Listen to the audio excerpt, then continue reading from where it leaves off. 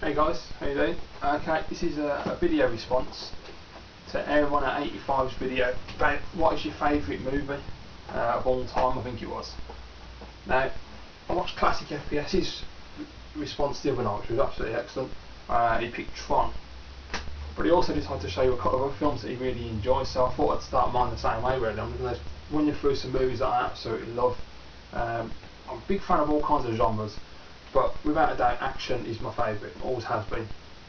It's mainly down to my dad because of the films he made me watch in the 80s, you know, all the Arnie films, Sly films, Jean-Claude Van Damme's Bloodsport, yeah, all the classics, Predator, Red Heat, Rambo, Rocky, you know, all the great films. So I want to run you through a few films that I absolutely have loved over the years. The first one is the remake of Shaft with Samuel L. Jackson. Now you may wonder why I like this film. The reason being is, one, Sam Jackson is just awesome anyway. Every film he's made I've loved. I think he's just an awesome actor. But the most important thing is the guy who plays Peoples Hernandez, his opponent in the film. I don't know what his name is, I'm not sure, but he's in Casino Royale as well, playing an American FBI agent, or CIA, I think CIA. The guy who plays Peoples Hernandez, man, that is a standout performance. You just have to watch Shaft for that performance alone. The guy is just absolutely amazing. And I just thought it was a really great remake of Shaft.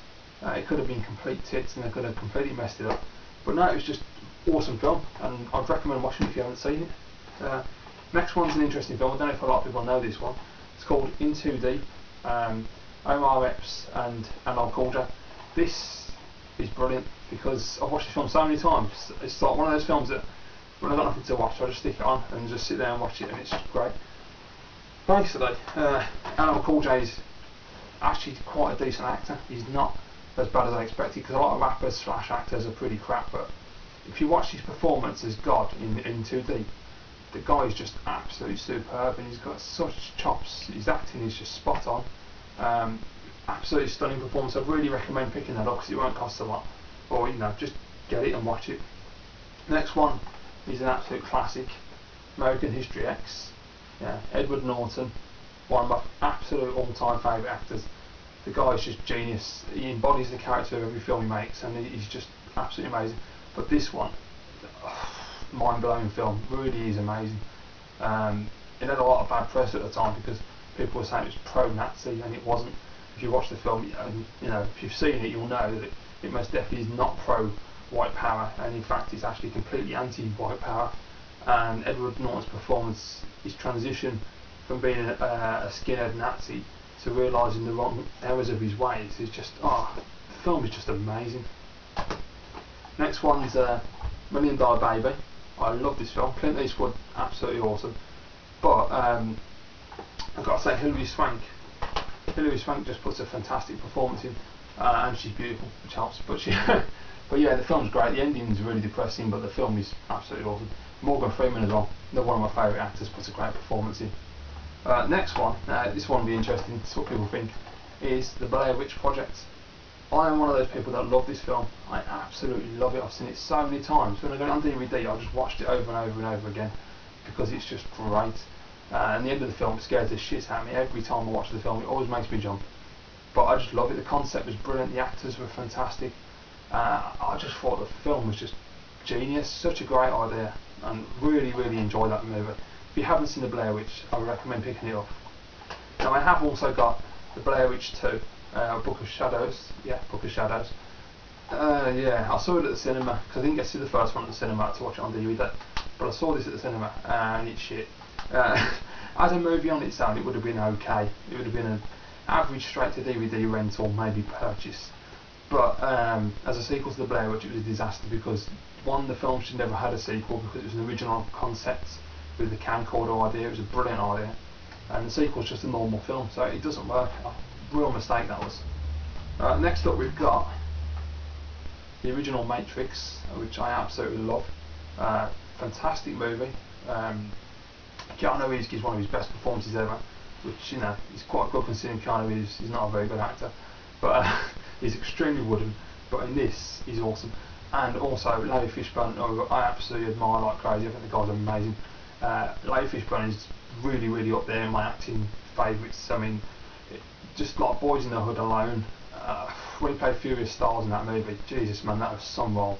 Larry Fishburne is awesome, and The Matrix, great story, great acting, fantastic martial arts, really cool script. It's just brilliant in every way. The sequels aren't as good, but the original's a classic. Okay, next one we've got is Tupac Shakur in Juice. I've seen all of Tupac's films, got them all on DVD somewhere.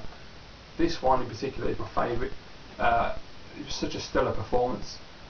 It's just, I don't know, it's hard to explain.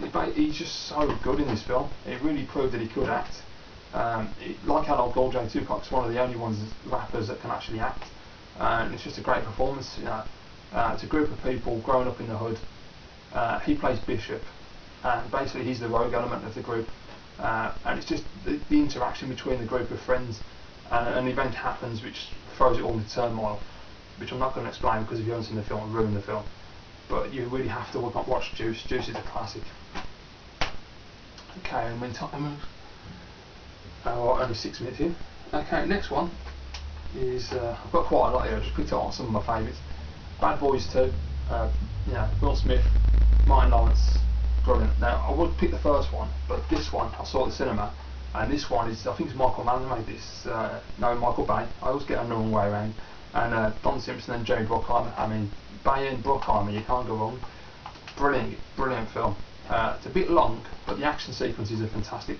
Especially the bit on the highway when they're chasing in the Ferrari. You've got to see that, and there's cars flying everywhere. And it's just insane. And there's a bit at the end and all with a Hummer, with his Hummer, and it's just absolutely stupid, but it's brilliant. And Martin Lawrence is so funny in this film.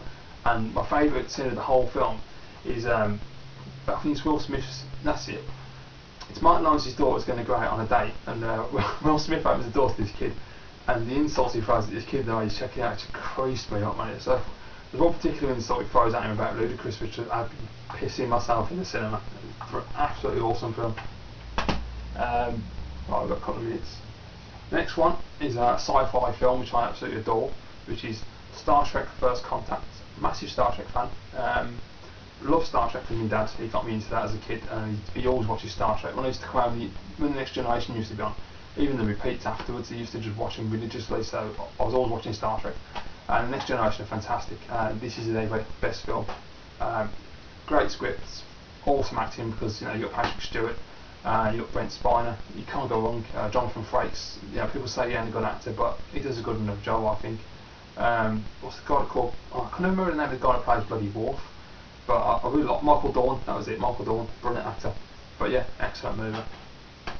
Okay, got about a minute left. But I'm going to wrap it up, guys. Unfortunately, it's going to be a two-part response. I wasn't expecting to do this, but I've got a couple more films I want to run you through before we get to my number one. So yeah, come back for part 2, please, and I'll see you all again shortly.